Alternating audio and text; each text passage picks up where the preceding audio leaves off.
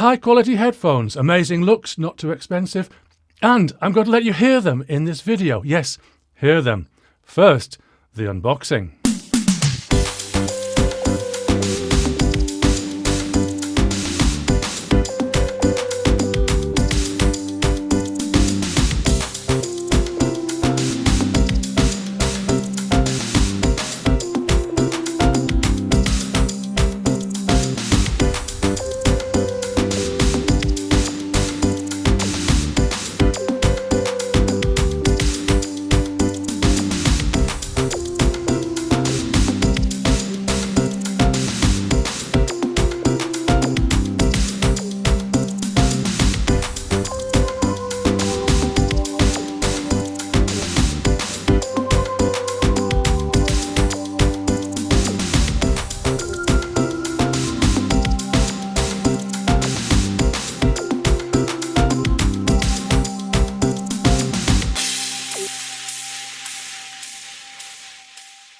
Do you want to hear the truth in audio?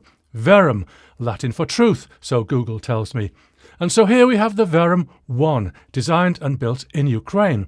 And you can have your own pair for just $349 USD. Not cheap, but not the $1,000 plus that you can easily pay elsewhere if you want to. Looking very, very nice. This is the Bobinga version, and you can also get Zebrano or carbon. Is it real wood? You know, even with my extra strong reading glasses, I really can't tell. But for me, the wood effect versions are a bit too fancy. When I'm in public, I prefer to blend in, and I'm already blending out a bit too much with my current rather large headphones, larger than these. So I said in public, which would normally include bus or train. But these are not headphones for the bus or train. They're open back, so sound leaks out. This is bad if you prefer not to annoy your fellow travellers, which is a very good preference to have, in my opinion.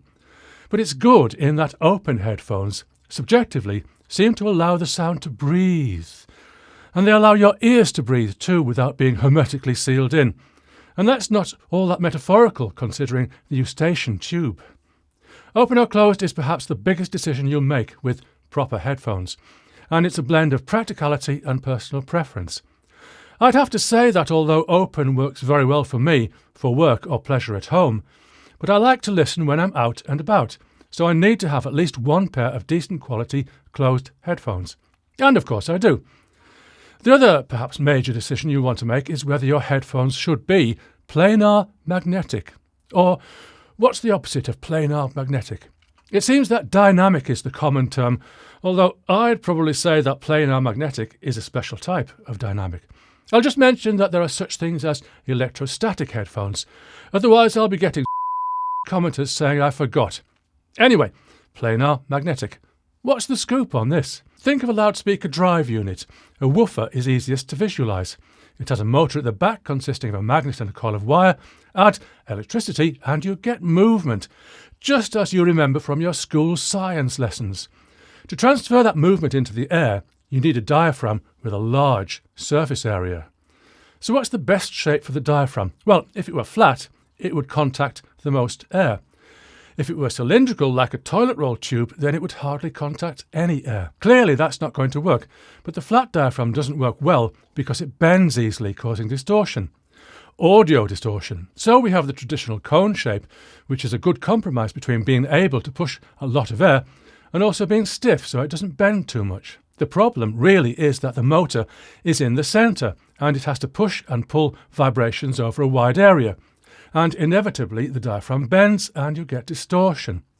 This is the problem the planar magnetic driver is intended to overcome. Here, the diaphragm incorporates the coil which is spread out over a wide area, suspended in the magnetic field. Magic! The diaphragm is driven over practically its whole surface area, and it doesn't bend. No distortion. That's the gist, anyway. It's also commonly said that as well as having lower distortion, planar magnetic headphones have a faster transient response than traditional dynamics. Well, I can believe that electrostatic headphones, which also have a flat diaphragm, should have a better transient response, but that's because there's no coil to weigh things down. Like traditional headphones, or traditional loudspeaker drive units for that matter, planar magnetics still have a coil. that has to be pushed backwards and forwards. I'll hang a question mark over that for now until I have more detailed information. Anyway, that's enough technical stuff for now. How do these headphones sound? And remember, I'm going to let you hear them later. To describe the sound, though, you may want me to pull some stock phrases from the Audiophile Review phrasebook.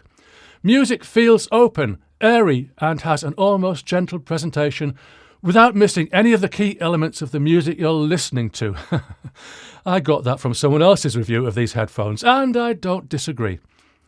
But my priorities are: 1, are they good for professional use? And 2, do I enjoy listening to music through them? So, professionally, I want the full range of frequencies, at least those that I can hear at my advanced age. I want to hear a clean sound with no distortion, and particularly no rattles in the bass. I want to hear what's in my recordings and mixes, exactly what's there with nothing added and nothing taken away. Well, nothing's perfect, but I feel that I'm getting the true and full story close to the limits of physical possibility. I don't think my work is being flattered, and particularly I don't hear any shenanigans in the bass. Yes, some people like more bass. I like exactly as much bass as I've recorded or mixed. For pleasure, well, the open-back nature of these headphones limits me to places where I can listen without disturbing other people. But I've done my walk in the woods test, and I can report complete enjoyment.